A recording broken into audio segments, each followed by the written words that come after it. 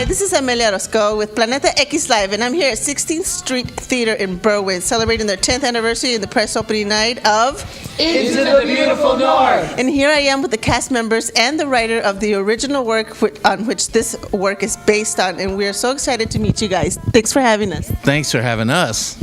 Now tell me, what was so surprising to you I don't want to give away the story because I want more people to come out and see it, but what was surprising to you? What did you learn as you were progressing through the process of learning the story and your piece in the story? The obstacles that come across every generation that comes in, and the differences between like the prejudice between people with documents, people undocumented, if you just came across the border, if you didn't, things like that.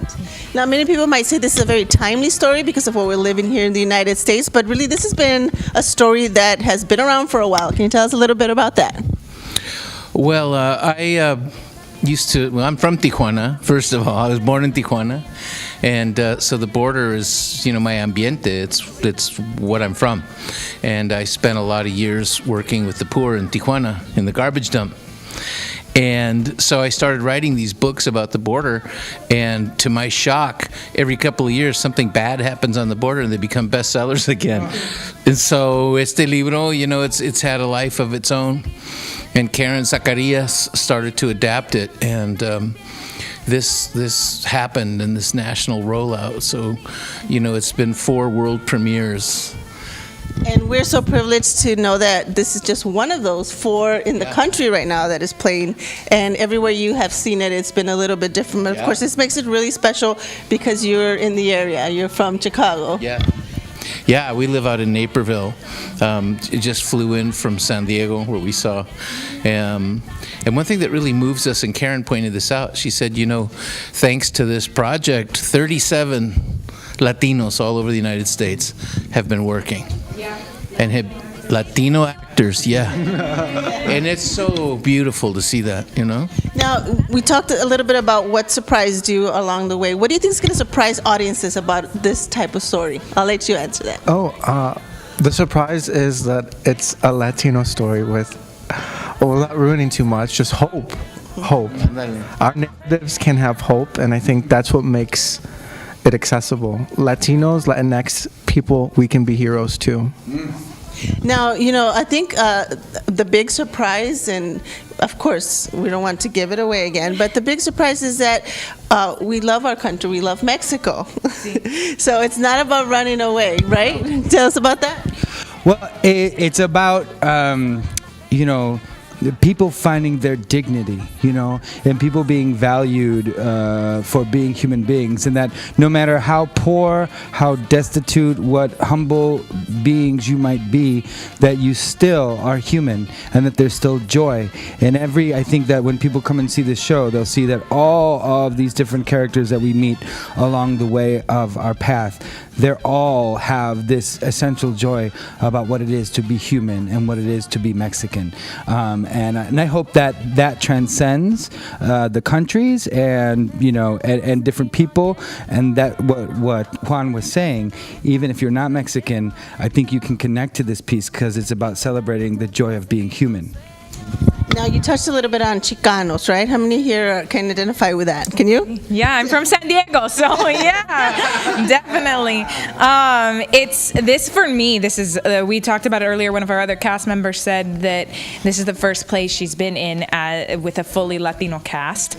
It's beautiful. It's one of the most exciting things to be in a room full of people who get it and who understand it. It makes me so proud to be a part of this production and this group, and to see young people, young Latinos come in and watch the show and have so much joy and leave feeling so much pride. I think that's wonderful. The best thing that we heard was somebody said it, obviously there's the border wall behind us here, and someone said that the beauty about this play is showing that Mexicans can take whatever ugly thing we're handed and turn it into something beautiful. That's right. That we can do so much with frijoles, let me tell you. No, ahora, también lo que es importante es que el teatro muchas veces no lo recalcamos tanto en la cultura latina. Es algo que nos falta hacer más. So I really encourage you to come out, not just to this play, but support the arts, support theater. Es muy importante para nuestra cultura porque es una forma de decir nuestras historias, contar nuestras historias. Claro que sí. Aquí está una buena portavoz. Aquí. Ay, sí, gracias. No, yeah, people should. And, just so you know, when I wrote the book, I wanted it to be subversive. I wanted to write a book that was very entertaining and even a little pop in its atmosphere. And my thought was, I want those guys on the Princess Cruise drinking their rum to be reading this book and to start rooting for people that they might hold signs against during the day and surprise themselves and say, son humanos, son como yo. And that's why there are things like Vampi, the goth, the vampire, because Americans can't believe it. They're like, there's no goths in Mexico. I say, I have a goth niece in Culiacán. How weird is that? Y ahora, mucha gente ve los güeritos, ¿no? Like, you're a little bit more güerita, you're more güerito. And so people are like, oh, ¿cómo va a ser mexicano? Pues hay de todo. Hay de todo sabor. Sí. Hay de todo, man. So that's the thing, it's a great message. It really comes across as a very diverse, different walks of life. Tachito can tell us a little bit about that. Tell us about your role, Tacho. Tacho is his screen name, but go ahead. Yeah, Tacho is somebody who doesn't take what society wants to pin on him. And a person who is very proud of who he is, and he's the only unicorn in his village. So against all odds, literally, he stuck it out and bent himself with no apologies. And he's kind of a trailblazer for what you can be if you hold tight to who you believe you are, knowing that one day you might actually meet other unicorns like you. Exactly. So that's it, and I think that his niece-like character Nayeli, played by the lovely Ilsa, that you can see that hope that he has for her in that same thing, that he wants her to find her unicorn village too. So it's about that hope for that lyrical release of that human spirit finally finding the triumph, of just being.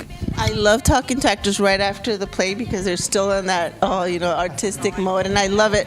And what's so awesome? It's like you were crossing borders on so many levels, not just that physical wall, right? You've got something to share. Tell me.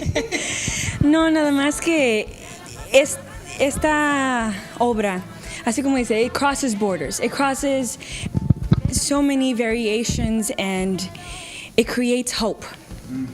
And coming from Brownsville, Texas, todo hasta acá, and it just warms my heart that something like this is on stage in Chicago at the moment. That's awesome. Yeah, yo soy de Harlingen, so tenemos eso común. So see, it's such a small world, and thank you so much for doing this, for putting your whole heart into it, for coming here from San Diego, for dedicating your life. This is a great message, and I really invite all of you to come out and see this great work of art here at 16th Street Theater. We'll be posting more information on how to get your tickets as it has been extended just a little more, but you have to get your tickets right away because they're selling out so fast. So see you soon. Talk to you later. Bye.